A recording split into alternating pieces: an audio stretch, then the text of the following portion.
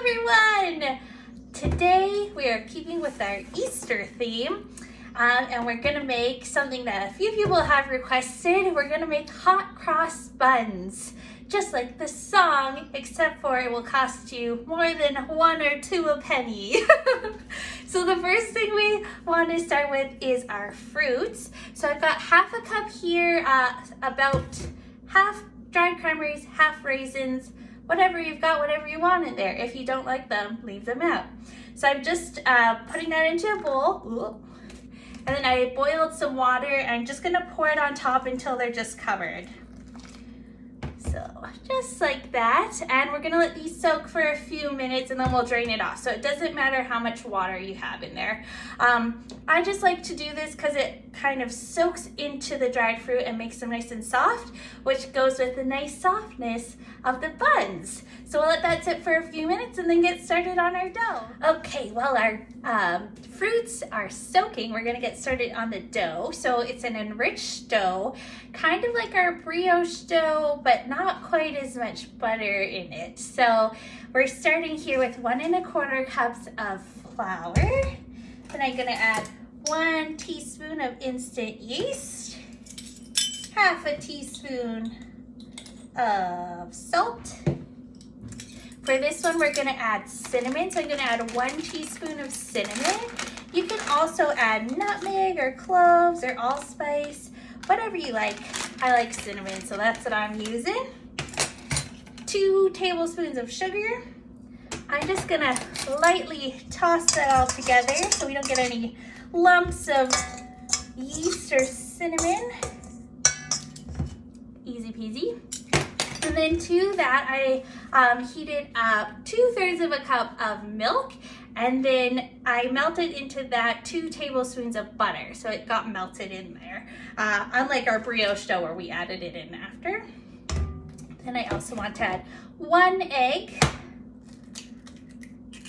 and the zest of 1 orange, which I'm going to use my microplane for.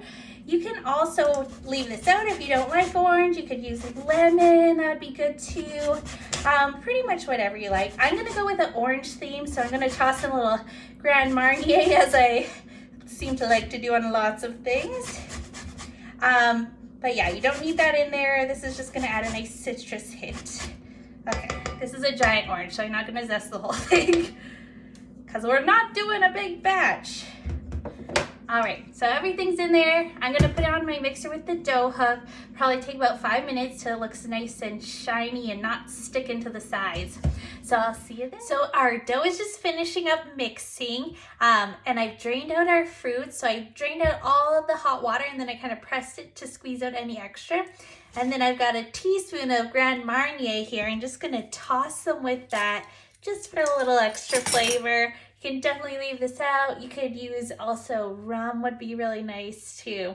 So I'll just toss that together, then I'm gonna grab our dough and we'll get the mix together. All right, so I actually added in 1/4 cup more flour into our dough. So there's 1 1/2 cups of flour. And if you can see here, the dough is still pretty sticky, but it's all clustering around the dough hook, which is perfect. Then we're gonna dump our fruits that we squeezed out and added the Grand Marnier to, and just let them mix in there.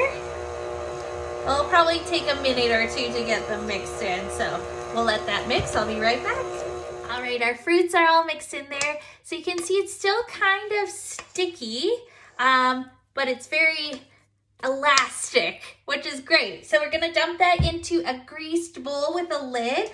I'm gonna let it sit for at least an hour. We want the dough to double, and then we'll shape it and get it ready for the oven. So this is our before, and we'll let it rise for a little bit and see how it goes. Our little dough baby has sat and risen, so it's nice and fluffy now. So we're gonna put it out onto a floured surface and divide it up. And it is pretty sticky, but that's gonna help give us a nice fluffy bun. So I'm just gonna flour it, kind of press it into a circle, and I'm gonna be making this into 6. So I'm just gonna kind of eyeball it into 6 evenish pieces. Oh. Perfect. And then I have a pan here. This one's a loaf pan. You can use a square pan. You can even use a sheet pan. And I just greased it and lined it with a parchment. Gonna grab one dough ball, kind of roll it up, or you can use your table and roll it this way as well. And it is, again, a little bit sticky. So I'm gonna pop that in the pan. I'm gonna do the rest of them, and I'll show you what they look. I'll show you what they look like before I let them rise. Perfect. So I've got all of my little dough balls rolled out there. I'm putting them in a pan so that when they bake, they're going to be all squashed up against each other.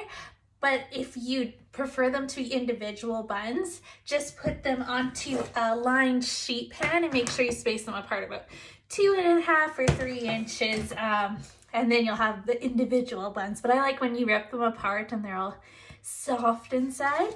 So I'm gonna cover this with a saran wrap and let it proof at room temperature for at least an hour. We want them to kind of double up there.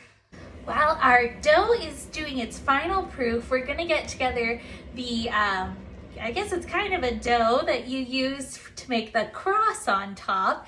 That's very important in a hot crust bun. So I've got about 3 tablespoons of flour here. And then I'm gonna add about a tablespoon of orange juice, but we're just gonna gauge and see what it looks like.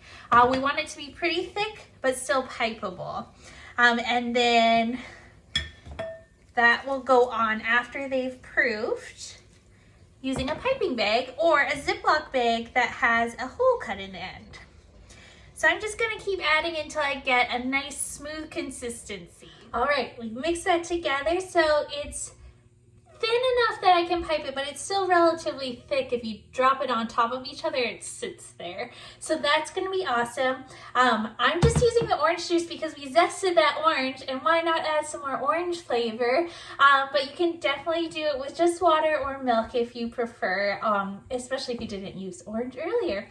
So we're just waiting on our buns and then we'll get them in the oven. Hey, nice buns.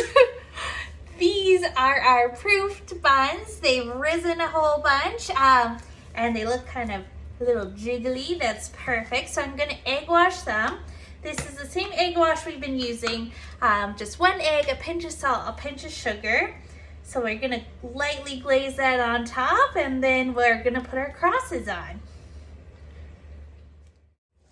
Awesome, so we got the glaze on all of these, the egg wash, and then we're gonna grab our mixture of orange juice and flour that we mixed up earlier. I put it in a piping bag, but you can also use a Ziploc bag and just cut the end of the corner. We're just gonna pipe down on top of each one